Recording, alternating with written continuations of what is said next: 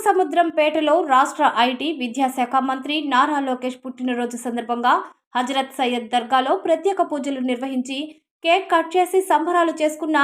రాష్ట్ర educational authority director మరియు మండల అధ్యక్షులు అబ్బూరు రమేష్ నాయుడు ఆధ్వర్యంలో టీడీపీ నాయకులు మరియు కార్యకర్తలు ప్రజలు పాల్గొని సంబరాలు జరుపుకున్నారు. ₹1,00,000 ఎవరికి వాళ్ళే స్వతహాగా వచ్చి డబ్బులు కట్టి సభ్యత్వం నేను తెలుగుదేశం పార్టీ కుటుంబ సభ్యుడిగా శాశ్వతంగా ఉంటానని చెప్పి ₹1,00,000 సభ్యత్వం తీసుకున్నటువంటి చరిత్ర ఏనాడు కూడా లేదు. నారా లోకేష్ గారి ఆలోచన మేరకు వారే ఈరోజు వచ్చి మంగళగిరిలో నియోజకవర్గాన్ని ఈరోజు రాష్ట్ర స్థాయిలో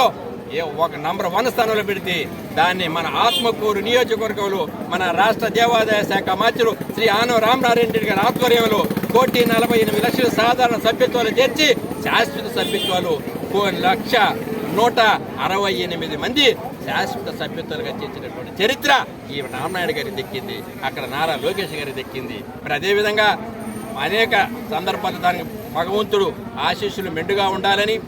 ఈరోజు ఈ జన్మదిన కార్యక్రమం సందర్భంగా మన ఏఎస్పేటలో ప్రముఖ పుణ్యక్షేత్రమైనటువంటి దర్గా దగ్గరికి వెళ్ళి దర్గా దగ్గర ఆ స్వామి యొక్క ఆశీస్సులు పొంది ఆ సంపూర్ణ